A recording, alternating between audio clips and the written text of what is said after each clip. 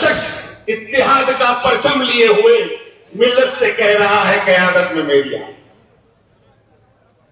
दोस्तों, ये भाजपा की सरकार जिस दिन से वजूद में आई है, ये फिरका परस्ती ताकतें अपने दिलों से बाहर निकलकर जहर फूंकने का काम कर रहे हैं। आपने देखा होगा कि आज पूरे देश का माहौल किस तरह बिगाड़ के रख दिया है। ये सरकार तो आई थी झूठे वादे लेकर, अच्छे दिनों के वादे लेकर, सबके साथ सबके विकास के वादे लेकर, और एक नारा और लगाया था अब की बार वाला। मगर मैं आपसे पूछना चाहता हूं कि हमारे मंसूबे, जो उम्मीदें जो लोगों ने लगाई और परिवर्तन किया, क्या वो पूरे हुए? तो जवाब मिलेगा नहीं, और माहौल खराब हो गया। तो कभी आपने गौर किया इस माहौल का जिम्मेदार कौन है जिसने ये माहौल में जहर फैलाने का काम किया है?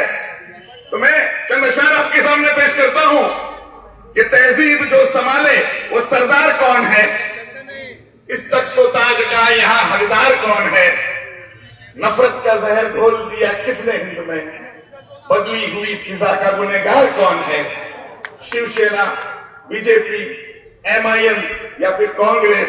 अब आप ही बताओ गद्दार कौन है? दोस्तों, ये अच्छे दिन करके मुझे तो कोई अच्छे दिन दिखाई नहीं दे रहे। दिखाई दे रहे हैं क्या? इसीलिए मैं मोदी जी से कहना चाहता हूं कि खौफ ऐसे में आप दिखा मुझको, दिन है अच्छे कहां बता मुझको, तेरे वादे ये सिर्फ वादे हैं, तू फरेबी है बता मुझको।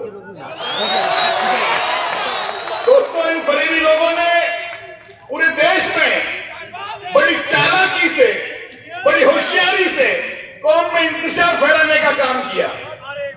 कुछ लोग हमारे ही हैं जिन्होंने एक धोखे से जज्बातों में गुमराह कर पूरी कौम को जो है बहकाने का काम किया और उन्हें खर्च पानी पहुंचाने का काम करते हैं, जिसे हम एजेंट भी कह सकते हैं।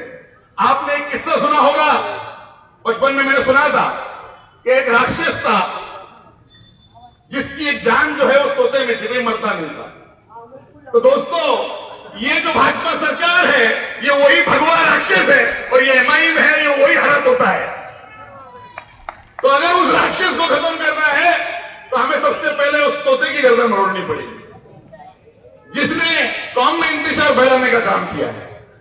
पहले तो मुझे भी लगा जज्बाती बातों से, मैं भी बहुत मुतासिर हुआ, क्योंकि मैं भी जज्बाती हूं भाई, मैं मुतासिर हुआ उनकी बातों से।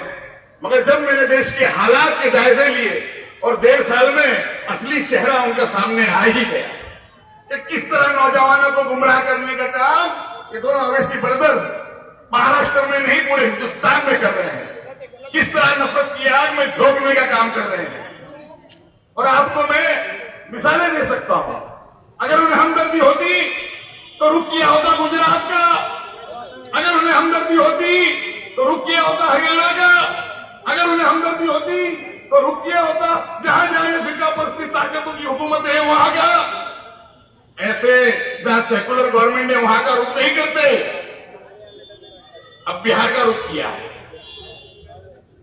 आप जानते हो क्यों? दिल्ली का रुख ये कर नहीं पाए क्योंकि वहां सेटिंग नहीं हुई, बिहार में हो गई। तो मेरे दोस्तों, बहुत वक्त आपके पास बोलने के लिए है, कई बातें हैं। मैं आपको मुख्तसर बात बताता हूं, हालात, ताजा हालात कल्याण के ही बताता हूं। एक नौजवान ने कुछ स्पीच दे दी, शायद गलती से कुछ निकल गया, तो ये अपने हाथ उन्होंने ऊपर उठा लिए, तो भाई हमारा कोई संबंध नहीं, हमारा कोई संबंध नहीं। अरे ये तो नफरत की आग में उलझाते हैं, लोगों के घर जलाने का काम करते हैं और बाद में ऐसे हाथ ऊपर उठाते हैं कि भाग जाएंगे हैदराबाद को। ये हमें रोकना है, कौम में मोहब्बत और अमन कायम करना है। इस्लाम के ताल्लुक से मैं आपको बता दूं कि अल्लाह ताला ने कुरान शरीफ में हुक्म दिया है, आयत बाकायदा उतरी है, कुल हायुल काफिरून। क्या माने हैं उसके? क्या माने हैं उसके? कि हम किसी के माबूदों को बुरा नहीं कहे, किसी समाज को बुरा नहीं कहे, ताकि उन्हें मौका मिले हमारे माबूदों को बुरा कहने का। तो इसलिए मेरे दोस्तों, मैं ये कहता हूं कि जो किरदार हमारे बुजुर्गों का था, जो किरदार नबियों का था, जो किरदार साहबाओं का था, उस किरदार पे मोहब्बत का, अमन का परचम लेके हम काम करते रहेंगे। जिस तरह ख्वाजा मोइनुद्दीन चिश्ती रहमतुल्लाह अलैह ने संघर्ष तशरीफ ला के यहां पर अमर और शांति से लाखों लोगों को ईमान में कन्वर्ट किया, सिर्फ और सिर्फ मोहब्बत का पैगाम दिया, कभी नफरत का पैगाम नहीं दिया उन्होंने, किसी की दिलदारी नहीं की।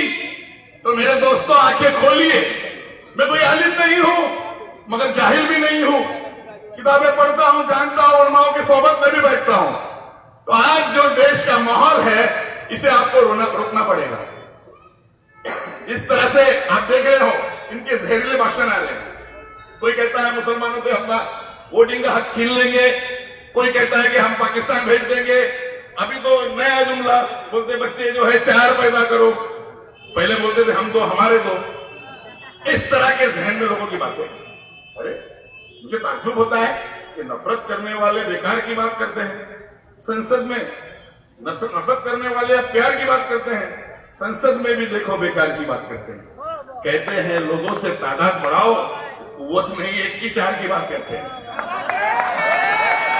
ऐसे लोगों को हमें जवाब देना है, ऐसे लोगों को। मेरे दोस्तों, मैं अपने शेयर के साथ अपनी बात खत्म कर रहा हूं कि दूसरे जो वक्ता है उन्हें बोलना है, मुझे बहुत कुछ बोलना था उसके ताल्लुक से, लेकिन फिर कभी इंशाल्लाह मैं बोलूंगा। मगर आपको आखिरी शेर के साथ मैं अपनी बात खत्म करता हूं कि हिंदू की तरह और न मुसलमान की तरह, हिंदू की तरह और न मुसलमान की तरह जीना है अपने मुल्क में इंसान की तरह। उठो है अभी वक्त, तुम बेदार हो जाओ, खा जाओ अब फजाओं में तूफान की तरह, खा जाओ।